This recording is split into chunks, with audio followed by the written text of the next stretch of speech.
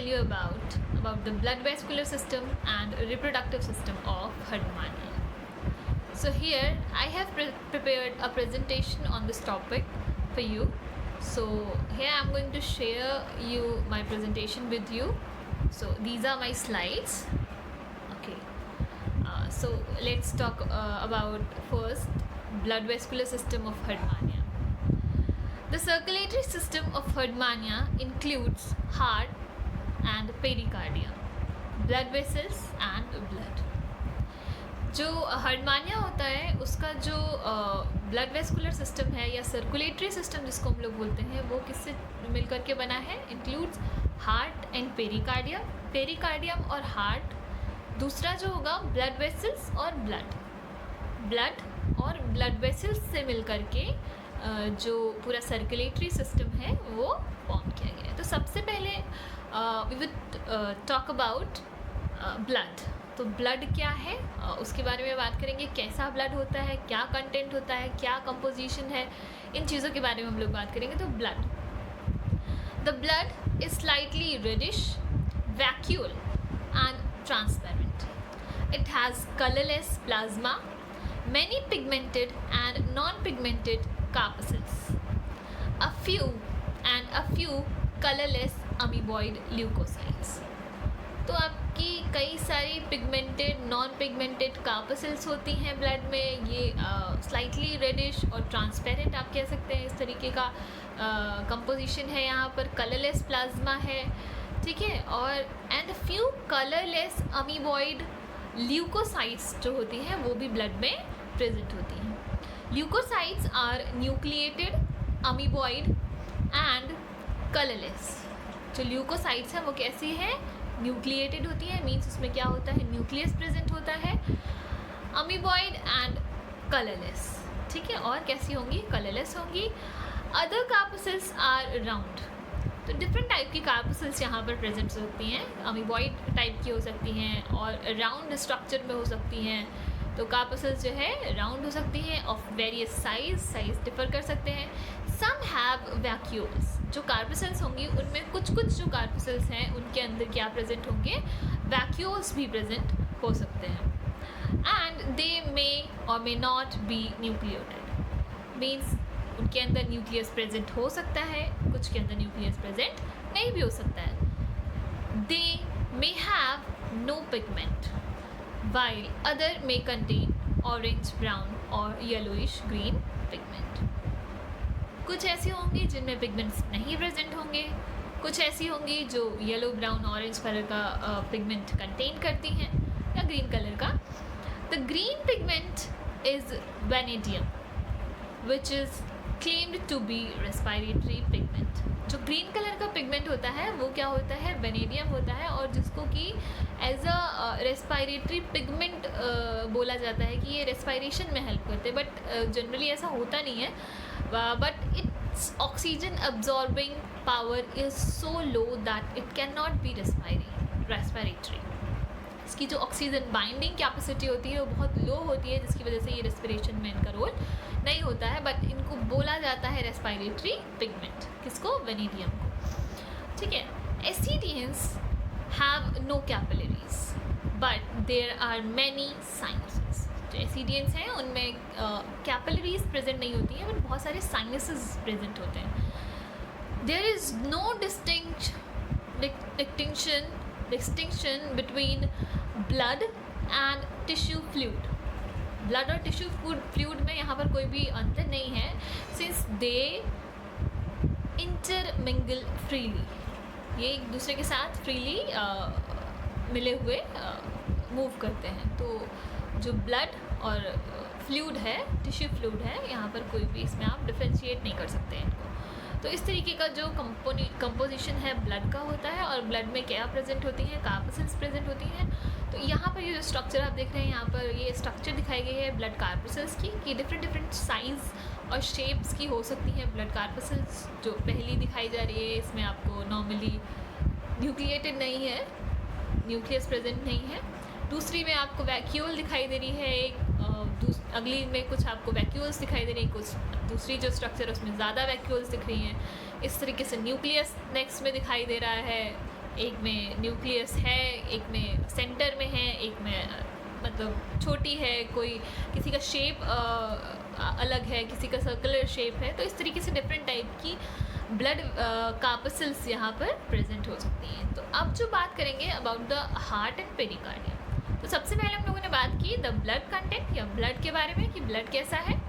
उसके बाद हम लोग बात करेंगे हार्ट और पेरिकार्डियम की। तो अभी मैंने बताया था कि जो आपका सर्कुलेटरी सिस्टम है वो किससे मिलकर के बना हुआ है, ब्लड वेसल्स और हार्ट और पेरिकार्डियम। तो अब हार्ट और पेरिकार्डियम की बात करते हैं। उसके बाद हम लोग बात करेंगे अबाउट द ब्लड वेसल्स, और हम लोगों ने ब्लड की बात कर ली है। तो अब हम लोग बात करते हैं हार्ट एंड पेरिकार्डियम की। Line below the right gonad is a tubular elongated pericardium. कहाँ पर होती है, राइट साइड पर प्रेजेंट होती है।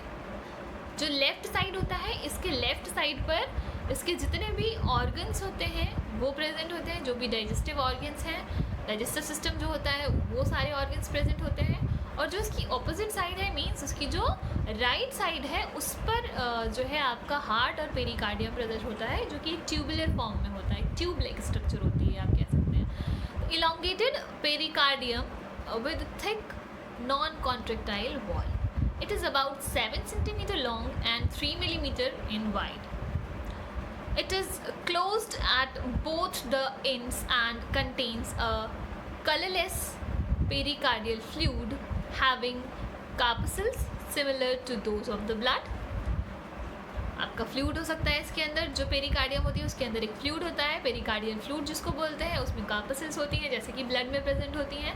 It's wall is composed of connective tissue having blood sinuses. इसकी वो जो वॉल होती है पेरिकार्डियम की, वो कनेक्टिव टिश्यू से मिलकर के बनी है, जिसमें कि बहुत सारे ब्लड साइनसेस प्रेजेंट होते हैं। It is internally lined by squamous epithelium. Inside the pericardium is a thin-walled tubular contractile heart with serrated muscles. जो पेरिकार्डियम होती है, पेरिकार्डियम एक ट्यूब है, उसके अंदर एक हार्ट प्रेजेंट होता है। ट्यूब पूरी इस तरीके से हार्ट को कवर अप की होती है, तो एक ट्यूब लाइक स्ट्रक्चर है जिसके अंदर क्या प्रेजेंट है, हार्ट प्रेजेंट होता है। तो इस तरीके से यहाँ पर हार्ट प्रेजेंट, और हार्ट और पेरिकार्डियम को कनेक्ट करने के लिए कुछ मसल्स रिस्पॉन्सिबल होती हैं, जो मसल्स जो है हार्ट को पेरिकार्डियम से कनेक्ट करती हैं। यहाँ पर कुछ मसल्स है वो पूरी लेंथ में प्रेजेंट होती है, ठीक है। तो अब हम लोग स्ट्रक्चर देखेंगे, कुछ और चीज़ें हैं। ये क्या है, the heart is attached along its whole length to the pericardium by a thin connective tissue flap. अभी मैंने बताया हार्ट और पेरिकार्डियम को कनेक्ट करने के लिए एक फ्लैप प्रेजेंट होता है, एक टिश्यू फ्लैप प्रेजेंट होता है पूरी होल लेंथ में, जिसको हम लोग क्या बोलते हैं, आपका कनेक्टिव टिश्यू या connective flap. The heart is opened at both the end. जो हार्ट होगा वो दोनों एंड पर ओपन होता है।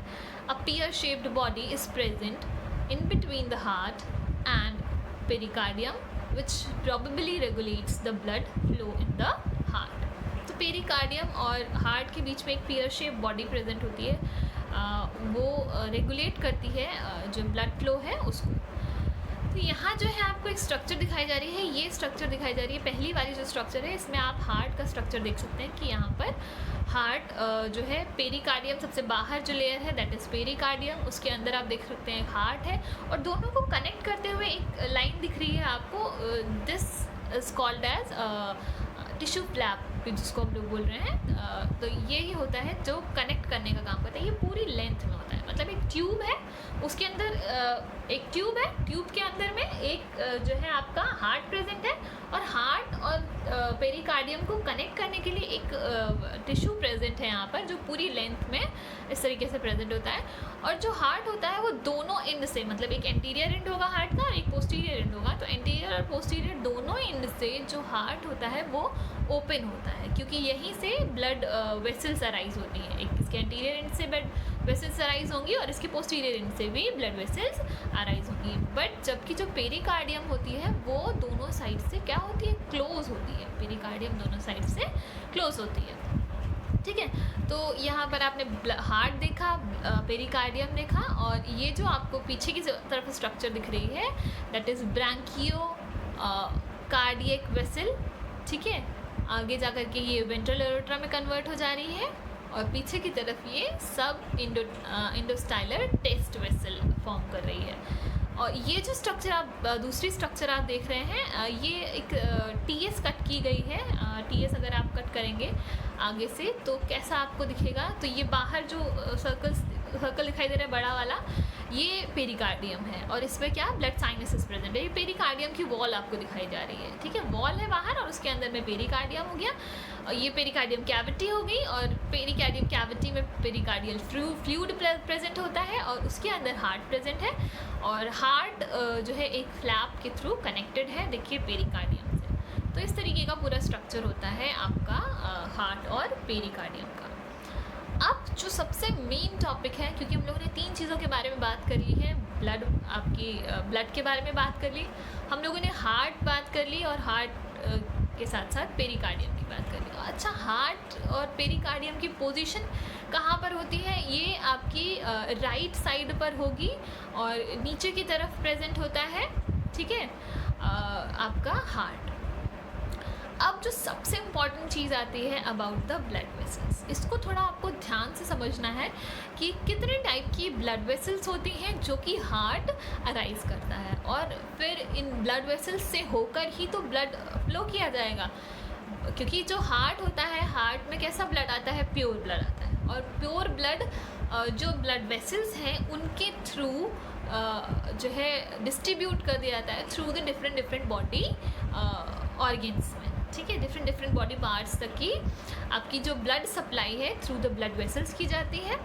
और फिर अगेन जो ब्लड है उसको अगेन जो है क्या किया जाता है, कलेक्ट किया जाता है। वो कैसा ब्लड होगा, इनप्योर ब्लड होगा और उसको फिर से जो है प्यूरिफिकेशन कराया जाता है फेरिंग्स रीजन में, ठीक है, और प्यूरिफाई होने के बाद ये अगेन जो है कहाँ आ जाता है, आपका हार्ट में आ जाता है। तो इस तरीके से प्यूरीफाई होने के बाद फिर उसको डिस्ट्रीब्यूट कर दिया जाता है। तो ये पूरा प्रोसेस जो है इसी को तो हम लोग सर्कुलेटरी सिस्टम बोलते हैं। तो इस तरीके का जो प्रोसेस होता है ये है। लेकिन जो सबसे मेन चीज़ है कि इसमें कितनी सारी ब्लड वेसल्स, कई सारी इसमें ब्लड वेसल्स आपको देखने को मिलेंगी। तो सारी ब्लड वेसल्स को मैं आपको समझाने की पूरी कोशिश करूँगी और आपको थोड़ा सा ध्यान दे करके इन चीज़ों को देखना है। तो ब्लड वेसल्स कितनी होती हैं, क्या है, उसको हम लोग देख लेते हैं। So there are no true blood vessel in most ascidians. Generally true blood vessels नहीं होती हैं, but they are well developed in Herdmania. Herdmania की बात करें, वो तो आपको बात की गई थी एसिडियंस की, ठीक है। एसिडियंस में जनरली ट्रू ब्लड वेसल्स नहीं होती है, बट हर्डमानिया की अगर बात करें तो हर्डमानिया में आपका वेल डेवलप्ड आपकी जो ब्लड वेसल्स हैं यहाँ पर देखने को मिलती हैं। तो दीज आर ऑफ 4 टाइप्स। तो ये जो ब्लड वेसल्स हैं ये कितनी तरीके की होंगी, 4 तरीके की ब्लड वेसल्स होंगी। पहली जो ब्लड वेसल है दैट इज वेंट्रल एरोट्रा, ठीक है। तो वेंट्रल एरोट्रा क्या है, ventrally the heart opens into a ventral aorta which lies in the pharyngeal wall along with the length below the endostyle.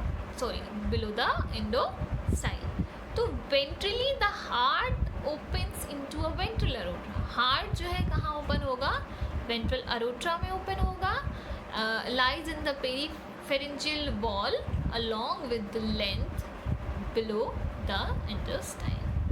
Endostyle के जस्ट नीचे आपका ये प्रेजेंट होता है ventral aorta. The ventral aorta near the heart gives out a ventral test vessel supply to the blood to test, ठीक है।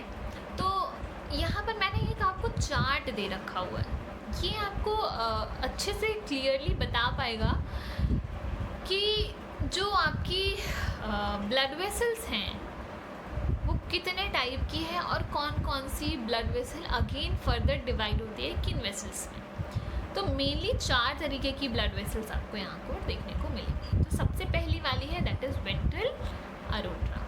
Ventral एरोट्रा ये again 3 parts में डिवाइड होती है, हाइपोब्रैंकियल, फिर पेरीफेरेंजियल वेसल, फिर सबटेंटिकुलर वेसल। हाइपोब्रैंकियल वेसल, hypobranchial means जो ब्रांकियल रीजन है वहाँ तक की आपकी ब्लड की सप्लाई लेके जाती है, एंटीरियर भी और पोस्टीरियर भी। ब्रांकियल रीजन में इंटेस्टाइन पर जो सप्लाई है वो हाइपोब्रांकियल्स के थ्रू होती है।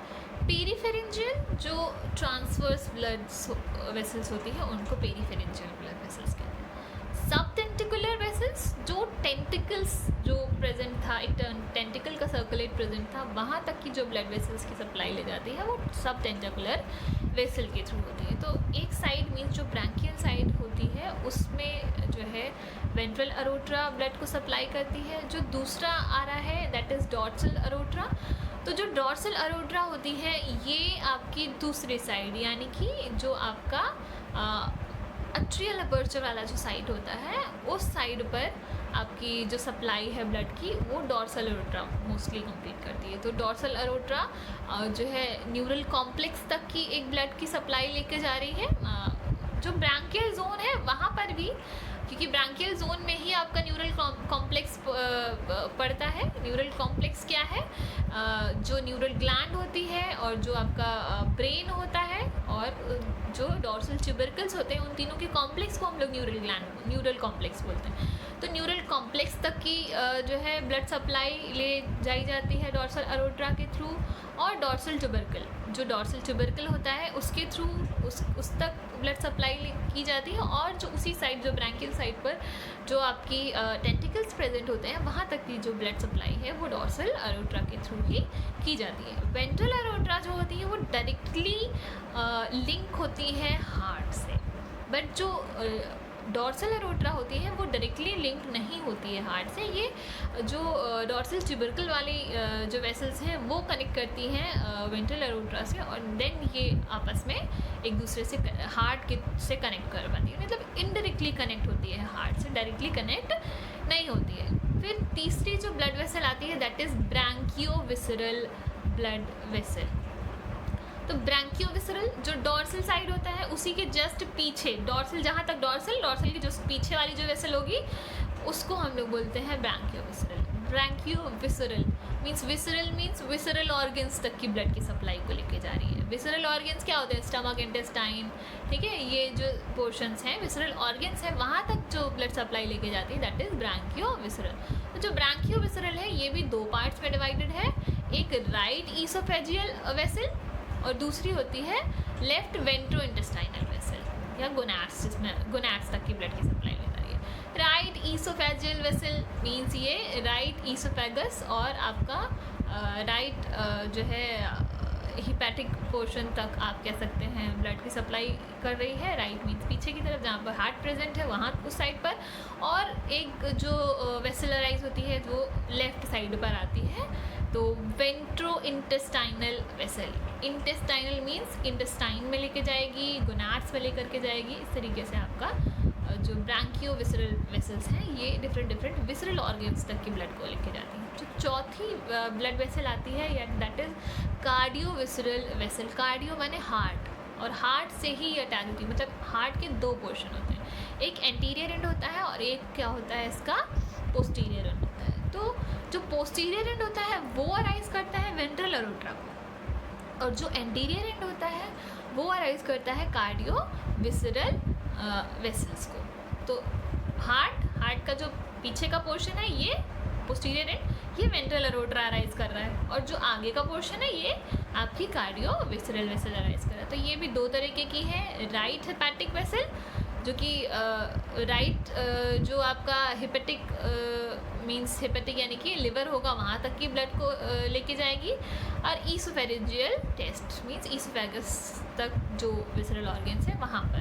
तो ईसोफेरेंजियल टेस्ट फिर से तीन पार्ट में डिवाइडेड है, डॉर्सल, मिड और वेंट्रल। तो डॉर्सल वाली फिर तीन आपकी चार डिवीजन करती है, जो टेस्ट तक जो है ब्लड को सप्लाई करेगा, लेफ्ट ईसोफेगस तक सप्लाई करेगा, राइट गोनाडियल्स और आपका अट्रियल साइफन तक ब्लड की सप्लाई होती है, और जो मिड वाली है वो सिर्फ एक पार्ट में डिवाइड होती है, लेफ्ट गोनाडियल। वेंट्रल वाली जो है वो डॉर्सो इंटेस्टाइनल और gastric, dorso intestinal means intestine तक, गैस्ट्रिक मीन्स स्टमक तक, और जो एक ब्लड वेसल अराइज होगी वो कहाँ जाएगी? Dorsal test vessel. तो इस तरीके से आपका पूरा डिवीजन होता है ब्लड वेसल्स का। तो मैं समझ पा रही हूँ कि थोड़ा सा कॉम्प्लेक्स है, बट मैं जब आपको इसे डायग्राम में शो करूँगी तो आपको थोड़ा सा ईजीली समझ में आएगा कि ये है क्या। तो यहाँ पर पहले मैं आपको डायग्राम दिखाना चाहूँगी। तो डायग्राम अगर आप देखेंगे तो उसमें आपको ज़्यादा अच्छे से क्लियर होगा। ठीक है, तो यहाँ पर मैंने 2 डायग्राम्स आपको दिखा रखे हैं। तो पहला डायग्राम है वो वेंट्रल अरोट्रा का है।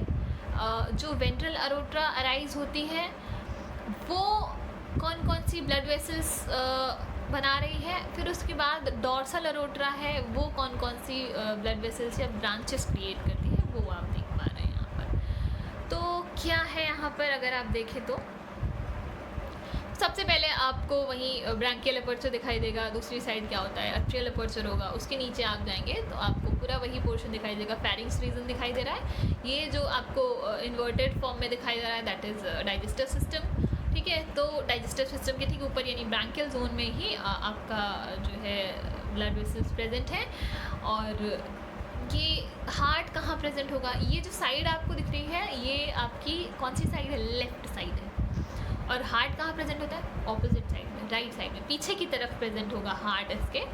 और हार्ट जो होता है वो कैसे पोजीशन में होगा, अब मैंने बताया कि जो हार्ट है वो ट्यूबुलर फॉर्म में होता है। ठीक है, तो ट्यूबुलर फॉर्म में जो ये आपका स्टमक इंटेस्टाइन वाला पोर्शन है, जहाँ से आप देखिए वेंट्रल टेस्ट वेसल अराइज हो रही है, इस जगह पर होती है हार्ट की ओपनिंग। और हार्ट ऐसे इस तरीके से हार्ट प्रेजेंट है। और पीछे से एक दो आपकी जो पीछे से एक वेसल अराइज हुई जिसको हम लोग बोल रहे हैं वेंट्रल टेस्ट वेसल। और जो वेंट्रल टेस्ट वेसल है ये आगे जा कर के यही जो है वेंट्रल अरोट्रा में डेवलप होती है। देखिए ये ऊपर की तरफ जा रही है वेंट्रल अरोट्रा, जिसको हम लोग एंटीरियर वेंट्रल अरोट्रा भी बोलते हैं। और नीचे की तरफ जो जाती है वो पोस्टीरियर वेंट्रल अरोट्रा। तो देखिए वेंट्रल अरोट्रा आप देख पा रहे हैं। तो ये मैं स्ट्रक्चर आपको हार्ट की अगर दिखाऊँ, ये देखिए, तो हार्ट के स्ट्रक्चर में देखिए 2 ऊपर की तरफ जा रहे हैं जो वेंट्रल अरोट्रा दिख रही है, उसके पीछे सब इंटेस्टाइनल इंडोस्टाइलर टेस्ट मीन्स जो पीछे वाली है वो टेस्ट में जा रही है और ये ऊपर वेंट्रल अरोट्रा में जा रहा है। तो यही तो पोजीशन आपको है। यहाँ पर आपको समझना है कि हार्ट इस तरीके से प्रेजेंट है और पीछे से एक स्ट्रक्चर जो जा रही है कहाँ, टेस्ट में जा रही है। और एक जो स्ट्रक्चर है वो कहाँ जा रही है, आपकी वेंट्रल अरोट्रा है।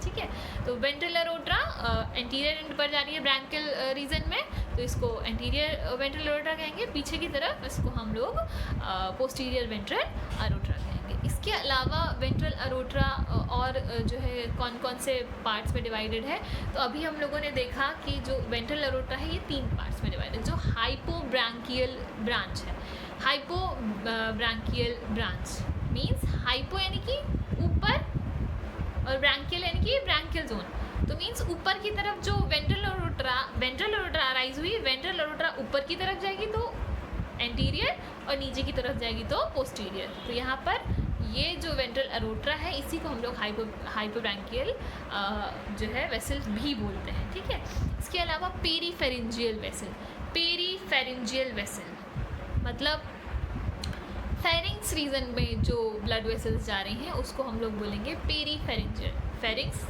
मीन्स फेरिंग्स पर जो जाती है। देखिए अब जो वेंट्रल अरोट्रा है फेरिंग्स रीजन पर आप देखेंगे तो ट्रांसवर्स वेसल्स अराइज कर रही है। तो जो ट्रांसवर्स वेसल्स हैं ये आपकी क्या कहलाएंगी, पेरीफेरेंजियल ब्लड वेसल्स। इन्हीं को हम लोग क्या बोलेंगे, पेरीफेरेंजियल वेसल्स। ठीक है, तो ये ट्रांसवर्स वेसल्स कन्वर्ट होती है, मतलब निकलती है, अराइज होती है कहाँ से, वेंट्रल अरोट्रा से।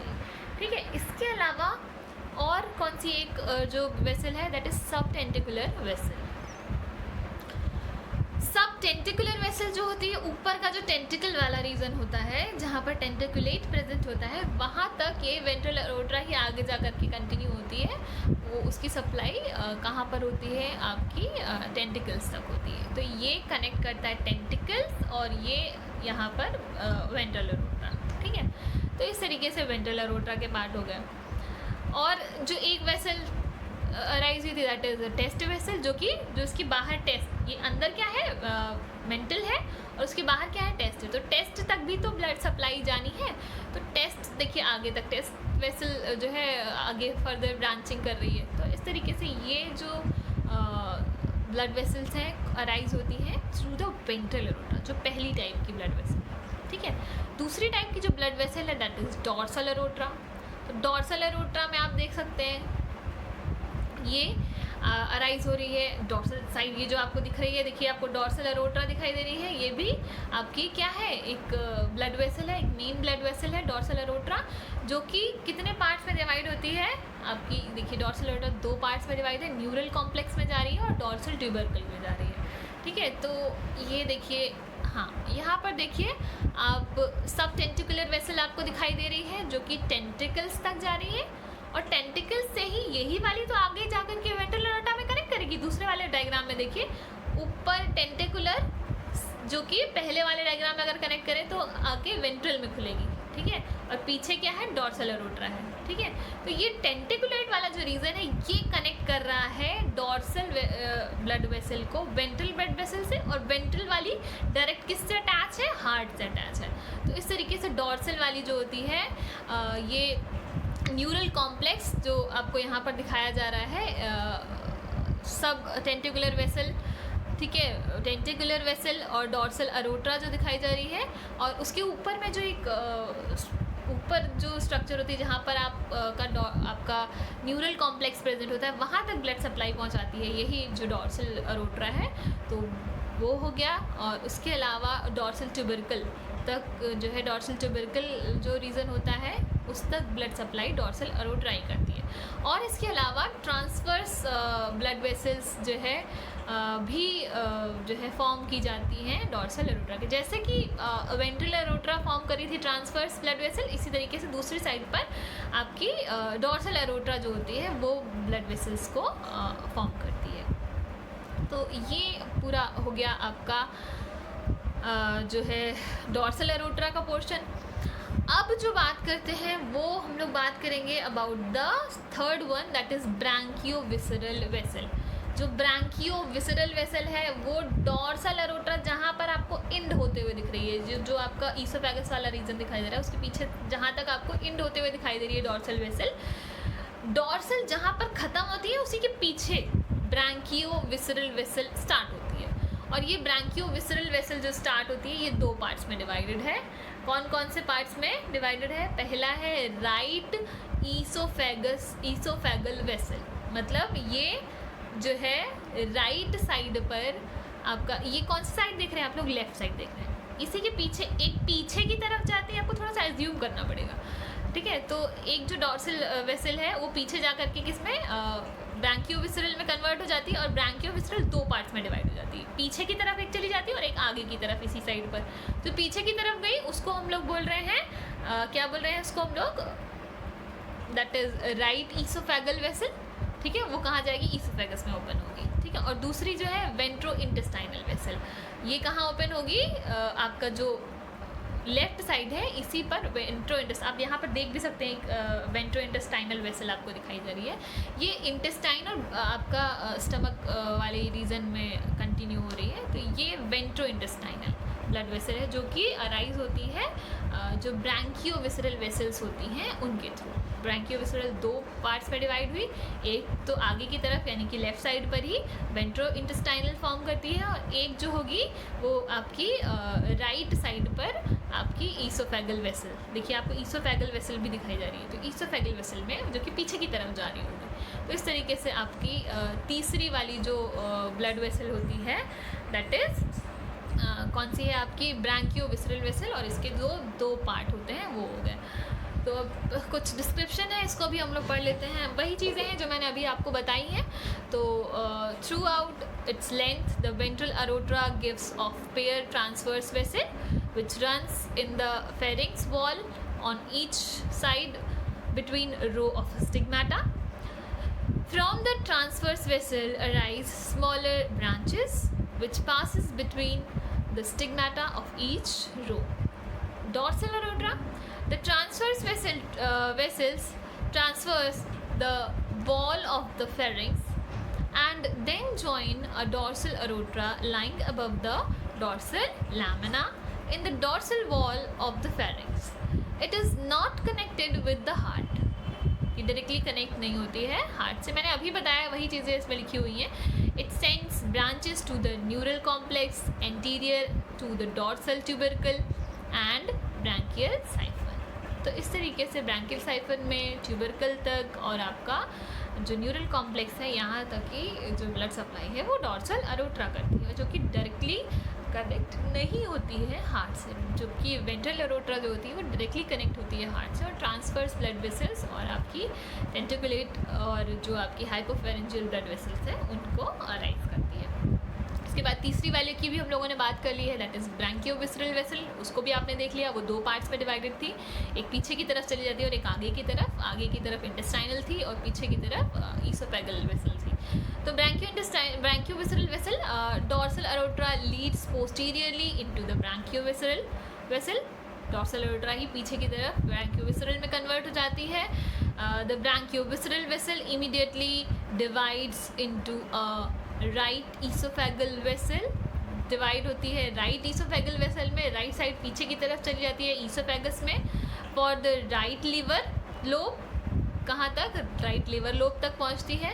And right portion of the oesophagus, right portion of oesophagus में पहुँचती है। ये जो आपकी कौन सी राइट ईसोफेगल वेसल होगी। And a ventro intestinal vessel, जो दूसरी टाइप की वेसल है that is ventro intestinal, supply blood to the left portion of the oesophagus. ये ईसोफेगस के लेफ्ट पोर्शन में ब्लड सप्लाई करेगी। Stomach, intestine, rectum, left liver lobe and left gonad, ये सारे पोर्शन में जो इंटेस्टाइनल वेसल है वो ब्लड को सप्लाई करेगी। तो ये तीन ब्लड वेसल्स हो गई, वेंट्रल अरोट्रा, डॉर्सल अरोट्रा और ब्रैंकियोविसरल वेसल।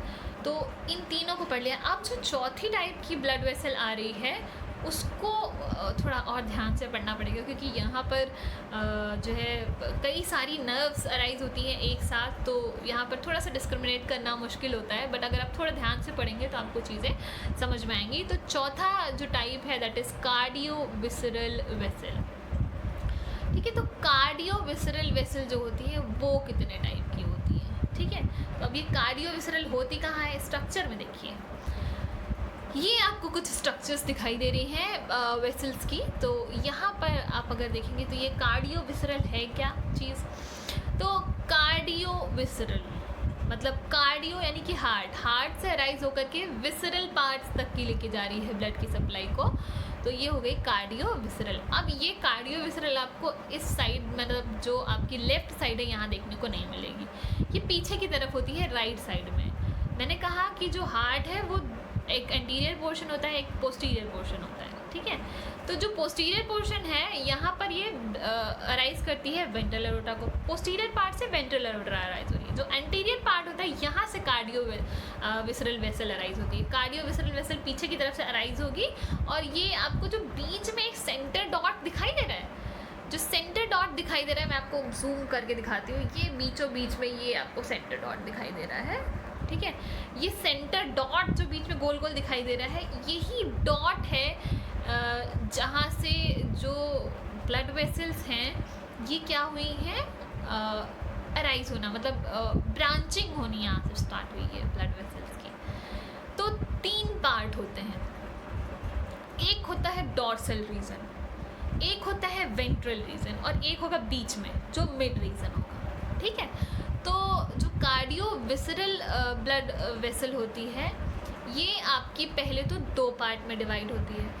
अगर मैं आपको वो जो रे डायग्राम दिखाऊं, यहाँ पर देखिए आप, तो कार्डियोविसरल वेसल पीछे से अराइज होकर आएगी, ब्लड जो कहाँ से अराइज होकर आएगी, आपका हार्ट से अराइज होकर आएगी, हार्ट के एंटीरियर पोर्शन से अराइज होकर के पीछे पीछे आ रही है, वो दो पार्ट्स में डिवाइड हुई। ठीक है, राइट हेपेटिक मतलब हिपैटिक यानी कि लिवर, तो एक जो ब्रांच होगी वो सीधे right hepatic means right liver तक पहुंच जाएगी। ठीक है, वो पीछे ही साइड पे, और जो दूसरी ब्लड वेसल होगी वो आगे की तरफ आ रही है। कौन सी वाली है? Oesophageal test vessel. Oesophageal test vessel ये आगे जाकर के टेस्ट और जो आपके विसरल ऑर्गन्स हैं वहाँ तक की ब्लड को पहुँचाएगी। ठीक है, तो ये ईसोफेगल टेस्ट वेसल यही तो आगे आ रही है। वो जो मैं डॉट आपको दिखा रही थी ना, वो ईसोफेगल टेस्ट वेसल ही है। ये जो ईसोफेगल टेस्ट वेसल ये तीन पार्ट्स में डिवाइडेड होती है। डॉर्सल यानी कि अपवर्ड वाला रीजन डॉर्सल वाला हो गया, मिड यानी कि बीच में जो है वो रीजन मिड वाला हो गया, और वेंट्रल यानी कि नीचे का जो पोर्शन है वो वेंट्रल वाला रीजन हो गया। तो वो जो डॉट था वो 3 जगह पे डिवाइड हो रहा था, ऊपर जा रहा था ब्लड वेसल्स को लेकर के, नीचे जा रहा था ब्लड वेसल्स को लेकर, और बीच में जा रहा है ब्लड वेसल्स को लेकर के। तो सबसे पहले बीच वाली ब्लड वेसल को देख लेते हैं, क्योंकि एक सिंगल ब्लड वेसल फॉर्म करता है यहाँ पर। जो मिड वाला पोर्शन है ये लेफ्ट गोनाडियल, मतलब जो ब्लड वेसल जाएगी वो कहाँ जाएगी, लेफ्ट गोनाडियल। तो यहाँ पर आप देख सकते हैं, देखिए लेफ्ट गोनाडियल, आपको गोनाडियल वेसल दिखाई दे रही है, ये बीचों बीच जो गोनाड्स दिख रही है ना, गोनाड के बीचों बीच में एक खाली वेसल आई हुई है, that is left gonadial vessel. ठीक है, मतलब लेफ्ट गोनाड तक की ब्लड की सप्लाई लेके। ये देखिए बीच वाला डॉट ही है, यहीं से ब्लड वेसल्स अराइज हो रही हैं। ठीक है, अब जो दूसरा है, हम लोग वेंट्रल की बात कर लेते हैं, नीचे की तरफ बात कर लेते हैं। अब क्योंकि हम लोगों ने मिड वाले की बात की, वेंट्रल की बात कर ले हम लोग, तो वेंट्रल पे जो है एक होती है जो ब्रांचिंग, दैट इज, देखिए यहाँ पे मैं आपको फिर से दिखाती हूँ।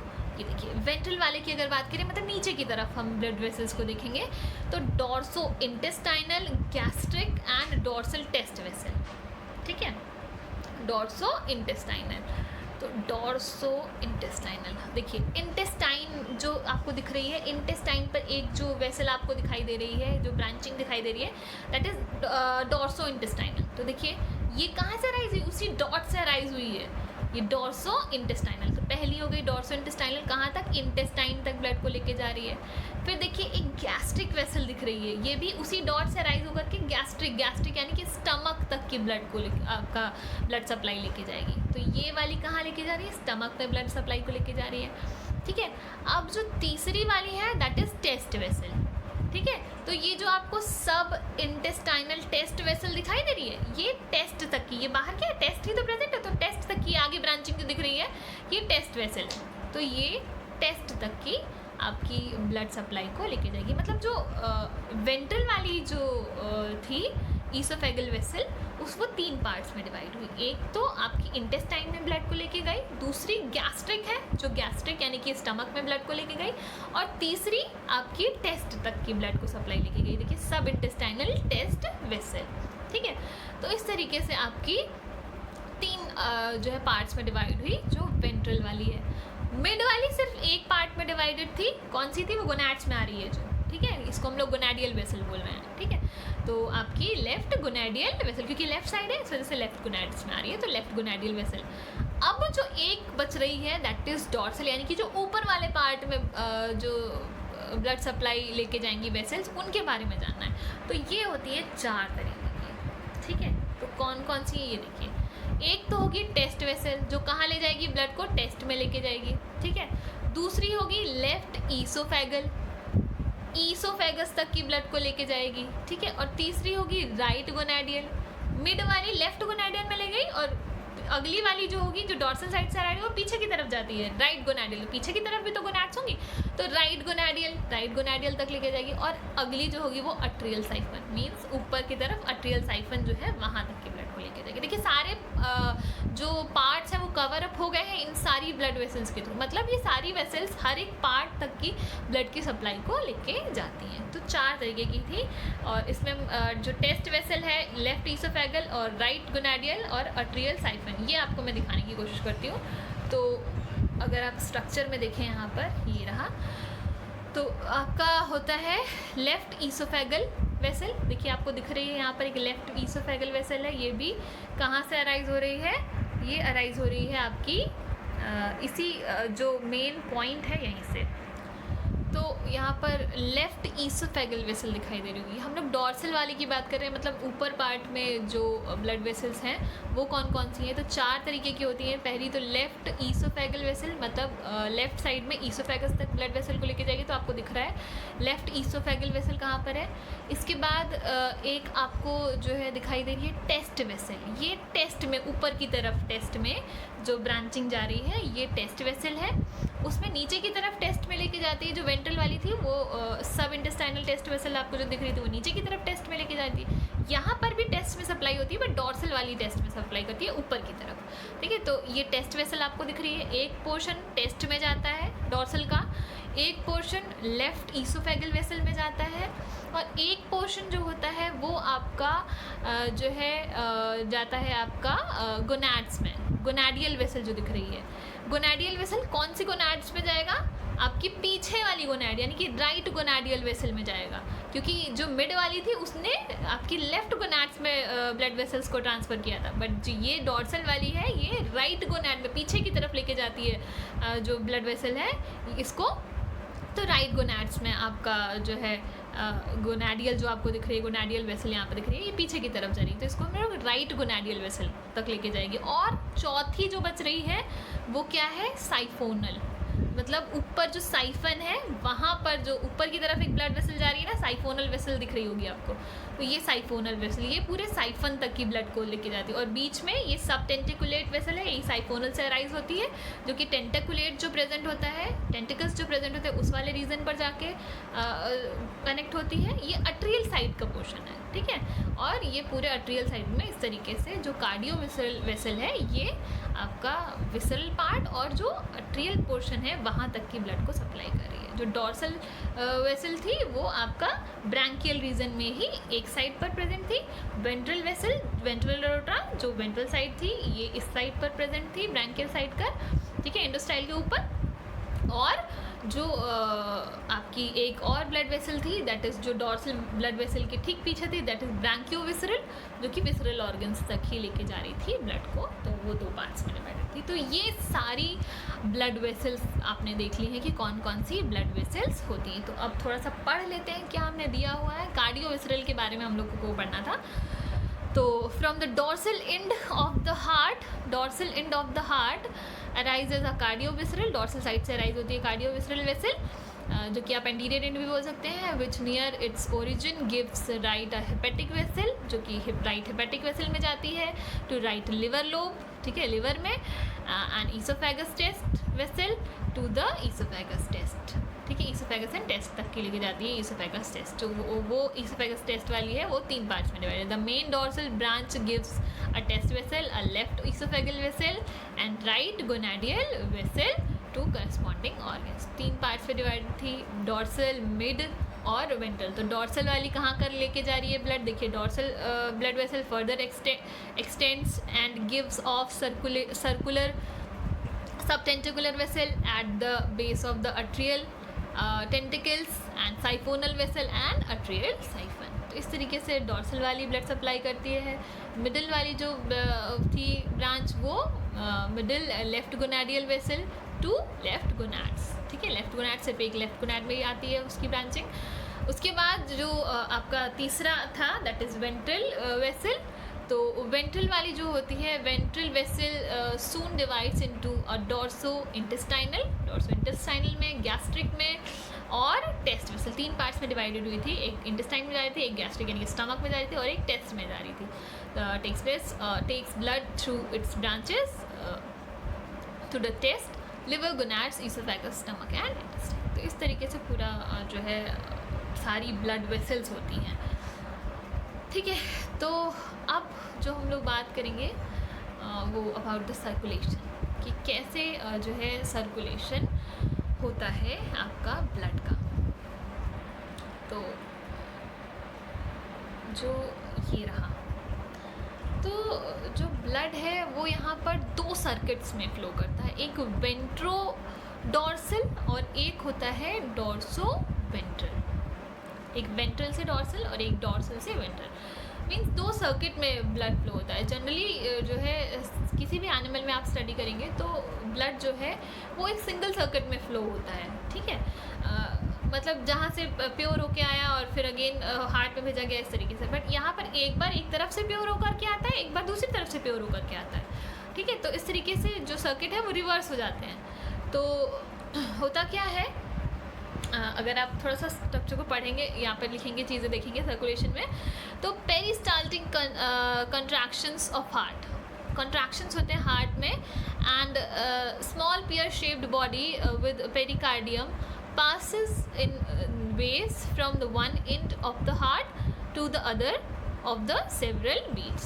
Then there is a short pause after which contraction begins again and pass in waves in the opposite direction. तो एक पॉज होता है एक सर्किट रन होने के बाद में, और फिर दूसरा जो है सर्किट रन किया जाता है यहाँ पर. तो the flow of the blood is alternatingly in opposite direction. ठीक है. Nowhere else in the animal kingdom the peculiar reversal in the flow of blood is सी.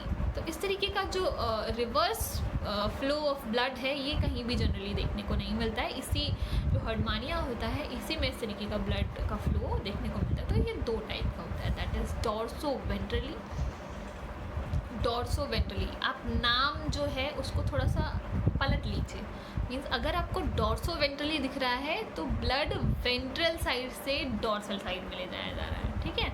और अगर वेंट्रोडॉर्सली दिख रहा है तो ब्लड डॉर्सल साइड से वेंट्रल साइड में लेके जाया जाता है. ठीक है.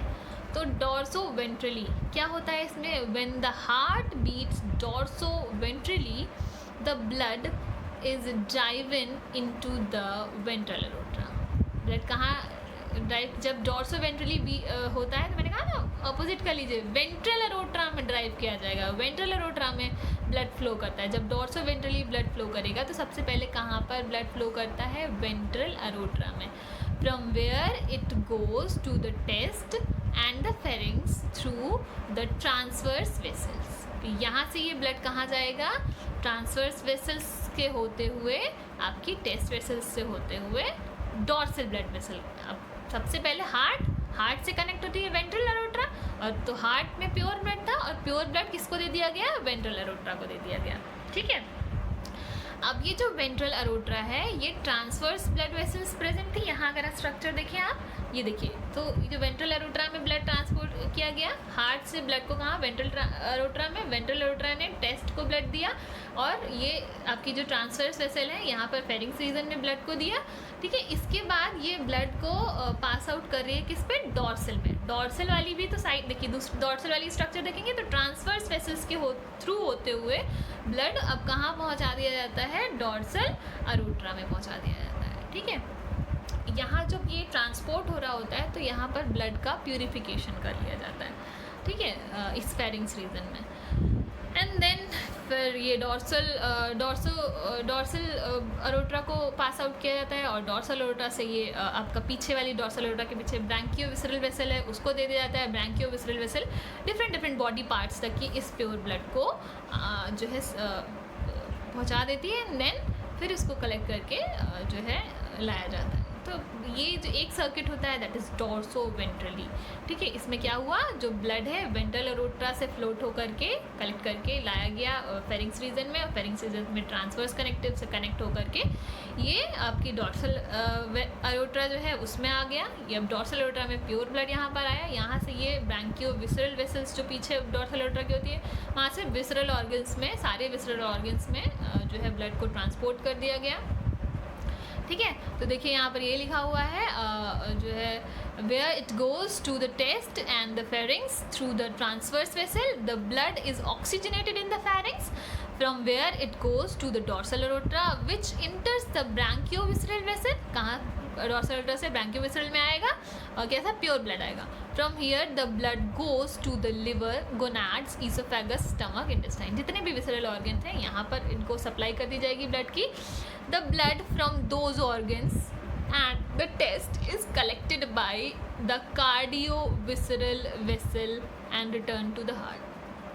अब ये जो ब्लड है जो डिफरेंट ऑर्गन्स में पहुंच चुका है, कैसा, प्योर ब्लड पहुंच जाता है. अब यहाँ पर ये डीऑक्सीजनेटेड हो जाता है, मीन्स कार्बन डाइऑक्साइड यहाँ पर मिक्स हो जाती है. तो अब ये डीऑक्सीजनेटेड ब्लड कौन कलेक्ट करेगी, कार्डियोविसरल वेसल, जो कि एंटीरियर साइड पर प्रेजेंट थी, कहाँ पर, हार्ट में. ठीक है. तो ये चौथी वाली जो थी कार्डियोविसरल वेसल, तो ये कलेक्ट करती है और हार्ट में लेकर के ब्लड को आती. कैसा, हार्ट में लेकर के आई, इम्प्योर ब्लड लेकर के आई. ठीक है. तो इम्प्योर ब्लड फिर ये तुम्हारा आपका कहाँ चला गया था, वेंट्रल. वही तो वेंट्रल में इम्प्योर ब्लड गया था. तो जब ये एक सर्किट हुआ इम्प्योर ब्लड वाला, मीन्स डॉर्सोवेंट्रली, मीन्स जब वेंट्रल एरोट्रा फ्लोट करा रही है ब्लड को. अब जो दूसरा जो सर्किट चलता है दैट इज़ वेंट्रो डॉर्सली. अब थोड़ा सा पॉज लिया जाता है और यहाँ पर वेंट्रोडॉर्सली ब्लड को फ्लो किया जाता है। यहाँ पर मैंने कहा था ऑपोजिट कर लीजिएगा, मीन्स डॉर्सल जो पीछे की तरफ डॉर्सली लिखा हुआ है, डॉर्सल अरोट्रा में ब्लड फ्लो करता है, ठीक है। When the heart beats ventrodorsally the blood goes to the cardiovisceral vessel, ठीक है। ब्लड कहाँ जाता है? Cardiovisceral vessel which supply the test and viscera. Cardiovisceral vessel जो होती है वहाँ पर ब्लड प्रेजेंट होगा, ठीक है। कार्डियोविसरल वेसल यहाँ पर कैसा जो है जो ब्लड है वहाँ पर प्रेजेंट होगा, जो कि सप्लाई किसको करेगा? टेस्ट और विसरल ऑर्गन्स को। टेस्ट में ब्लड की सप्लाई करेगा और विसरल ऑर्गन्स में टेस्ट की सप्लाई करेगा। The blood from the viscera goes to the branchiovisceral vessel. अब ये विसरल ऑर्गन्स पे जो ब्लड डिस्ट्रीब्यूट किया गया है, ये जो इम्प्योर ब्लड था ये जो है आपका ब्लड गोज टू द ब्रैंकियोविसरल। जो ब्रैंकियोविसरल वाली थी, जो डॉर्सल का पीछे का पोर्शन था, वो वाली कलेक्ट करती है और कलेक्ट करके डॉर्सल तक लेके आती है, डॉर्सल अरोट्रा तक, ठीक है। और ये डॉर्सल अरोट्रा ट्रांसवर्स वेसल के थ्रू वेंट्रल अरोट्रा में लेके आती है, which also receives blood from the test, ठीक है, जो कि आपके टेस्ट से भी ब्लड को कलेक्ट करती है। And then to the heart, इसके बाद सीधे हार्ट में चला जाता है। Oxygenation of the blood takes place both in the pharynx and the test. तो जब ये डॉर्सल अरोट्रा को पास आउट किया गया, तो डॉर्सल अरोट्रा से जब ये वेंट्रल अरोट्रा में जा रहा है, तो उस समय ही जो है ऑक्सीजनेशन का प्रोसेस कर लिया गया और फिर ये सीधे आपका भेज दिया गया हार्ट में, आपका यहाँ पर वापस सप्लाई कर दी गई। फिर से ये एक बार डॉर्सो वेंट्रली आपका जो प्रोसेस है वो रन होगी। तो ये पूरा सर्किट रन होता है, एक बार वेंट्रल साइड से रन होगा, प्योर होकर के आता है, एक बार डॉर्सल साइड से रन होकर के प्योर होकर आता है। तो डॉर्सो वेंट्रली और वेंट्रो डॉर्सली, इस तरीके से जो पूरे सर्किट्स हैं इसके थ्रू आता है। वेंट्रल साइड से कनेक्ट होकर डॉर्सल में चला गया, फिर कनेक्ट होकर के डॉर्सल विसरल से आपका हार्ट में पहुंचा दिया गया। फिर दूसरे टाइम में क्या किया गया, आपकी जो कार्डियो विसरल थी उसने जो है डॉर्सल को दिया और डॉर्सल ने वेंट्रल को दिया, वेंट्रल से फिर हार्ट में आया। तो इस तरीके से एक बार ऑपोजिट, एक बार दूसरी साइड, इस तरीके का पूरा आपका जो है ब्लड वेस्कुलर सिस्टम होता है। तो ये हो गई बात आपकी ब्लड वेस्कुलर सिस्टम की। अब जो बात करते हैं हम लोग थोड़ा जल्दी से बात करेंगे about the reproduction in Herdmania. इसमें बहुत कुछ नहीं देखना है आपको। तो जो हर्डमानिया होता है ये बाइसेक्सुअल एनिमल होता है, हर्माफ्रोडाइट है, द एनिमल इज हर्माफ्रोडाइट और bisexual and a protogynous, that means ovary mature first, thus self fertilisation is avoided.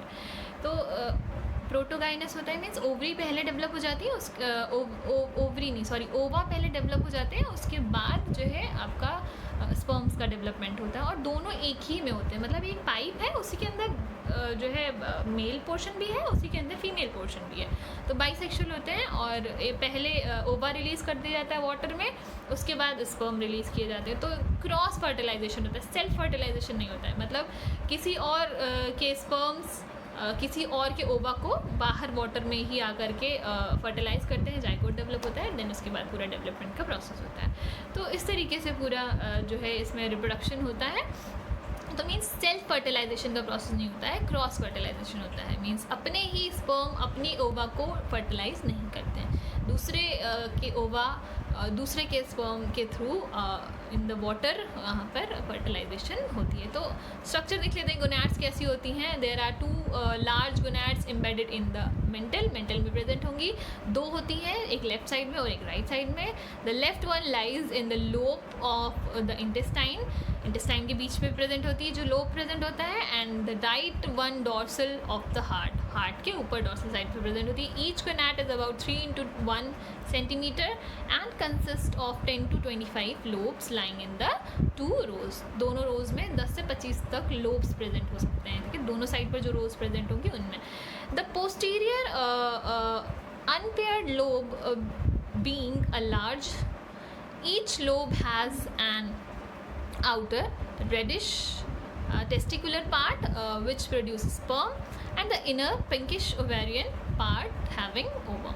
Means एक लोब है जिसमें ऊपर का जो पोर्शन है वो टेस्ट यानी कि स्पर्म डेवलप कर रहा है और जो नीचे का पोर्शन है वहाँ पर ओवा डेवलप हो रहा है। एक टेस्ट में स्पर्म डेवलप हो करके एक डक्ट होती है, उससे डक्ट से एक डक्ट में चला जाता है और साइड से जो है ओवा डेवलप होकर के दूसरी डक्ट में चले जाते हैं। तो मतलब होता उसी जगह पर डेवलपमेंट है, ठीक है। दस each lobe of gonad is hermaphrodite. तो हर एक लोब जो होगी गोनाड की वो हर्माफ्रोडाइट। तो ये जो स्ट्रक्चर है आपको यहाँ पर आपको देखने को मिल रही है, इससे आप थोड़ा सा क्लियरली समझ पाएंगे। तो ये जो लोब्स दिखाई दे रहे हैं उसमें बीच में ब्रांचेस दिखाई दे रही हैं 2, ठीक है। ऊपर की पोर्शन में अगर पहले वाले लोब को देखें, ऊपर के पोर्शन में टेस्ट वाला पोर्शन होता है, मतलब यहाँ पे स्पर्म डेवलप होकर के स्पर्म जो आपकी एक ये डक्ट है, ये दो ब्रांचेस हो रही है, बीच जाकर के एक डक्ट कैरी कर रही है। ये जो डक्ट बीच बीच में डक्ट दिखाई दे रही है that is स्पर्मीड्यूकल aperture.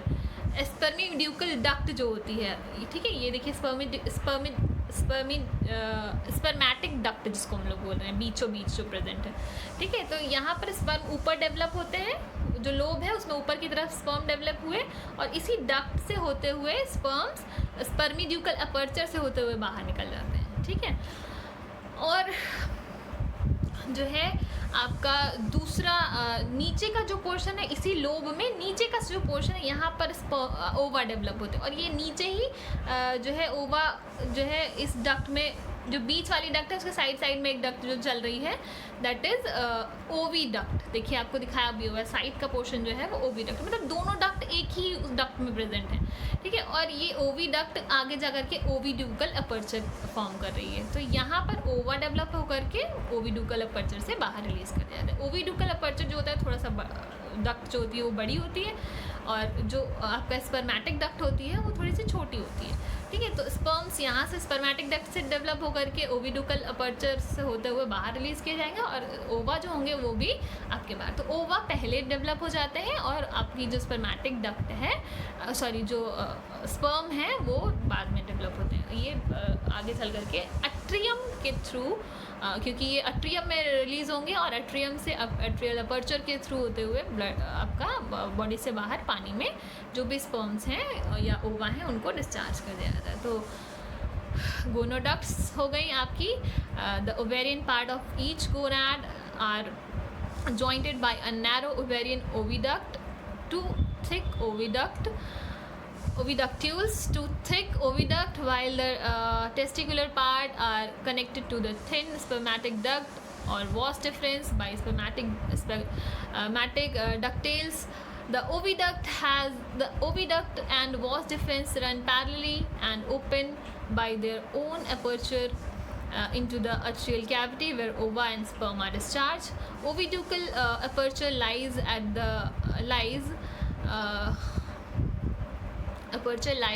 a little behind the anus. The anus and spermiducal aperture are little behind the oviducal aperture, ठीक है। ओविड्यूकल अपर्चर के ठीक पीछे प्रेजेंट होता है आपका spermiducal aperture. Both the gonoducts are ciliated internally. The sex cells pass out to the atrial siphon, atrial siphon में release किए जाते हैं इनटू द सी, वहाँ से सी में ये ट्रांसपोर्ट कर दिए जाते हैं अट्रियल अपर्चर के थ्रू। Generally cross fertilization occurs in sea. Gametes अगर देखेंगे तो mature spermatozoa is about 4 millimeter in length. Each sperm has ovoid head bearing long beak-shaped acrosome, middle piece and long tail. जैसा कि आप जानते हैं स्पर्म का स्ट्रक्चर होता है, एक्रोस्कोम होता है, हेड होता है, फिर नेक होती है, फिर मिडिल पीस होता है।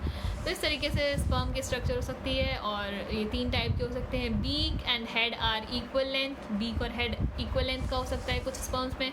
जो दूसरे तरीके के स्पर्म होते हैं उनमें beak 3 times longer than the neck, and जो तीसरे टाइप की स्ट्रक्चर है beak is 3 times shorter than the neck. तो इस तरीके के स्ट्रक्चर हो सकते हैं आपके जो स्पर्म्स हैं उनकी। और ओवा की बात करें तो अ मैच्योर ओवा is about 0.3 millimetre in diameter. तो 0.3 मिलीमीटर के डायमीटर में आपके ओवा हो सकते हैं। ये सर्कुलर राउंड होते हैं। तो इस तरीके के जो गैमीट्स होते हैं और ये जो गैमीट्स हैं ये गोनोडक्ट्स के थ्रू आपके जो है अलग अलग टाइम पीरियड पर ये मैच्योर होते हैं। सबसे पहले ओवा मैच्योर होती हैं और ओवा मैच्योर होकर के वाटर में रिलीज़ कर दी जाती हैं। उसके बाद स्पर्म मैच्योर होकर के आते हैं और ये रिलीज़ किया जाता है। तो क्रॉस फर्टिलाइजेशन होता है, मीन्स किसी और का ओवा किसी और दूसरे एनिमल के स्पर्म के थ्रू फर्टिलाइज किया जाता है। ये वाटर में ही फर्टिलाइजेशन होता है, जाइगोट डेवलप होता है, देन आगे का पूरा आपका एनिमल इस तरीके से डेवलप होगा। तो इस तरीके का पूरा प्रोसेस होता है फर्टिलाइजेशन का. सो ये फर्टिलाइजेशन हुआ. Fertilisation is external since the animal is protogynous, that means ova mature earlier than the sperm, only cross fertilisation आकर. तो इस तरीके का पूरा प्रोसेस होता है. ये पूरा स्ट्रक्चर जो है आपको दिखाया जा रहा है कि ये साइड वाली जो स्ट्रक्चर है that is the part of the digestive system, and ये जो साइड में स्ट्रक्चर आपको दिख रही है that is the part of the gonads, तो जो कि ओविडुकल अपर्चर उसकी ओपनिंग दिखाई जा रही है. तो ये इस तरीके से अट्रियम कैविटी में ओपन होती है और अट्रियम कैविटी से होकर के अट्रियल अपर्चर के थ्रू बॉडी से बाहर जाती है. तो इस तरीके का पूरा प्रोसेस होता है फर्टिलाइजेशन का. So thank you so much for watching the video.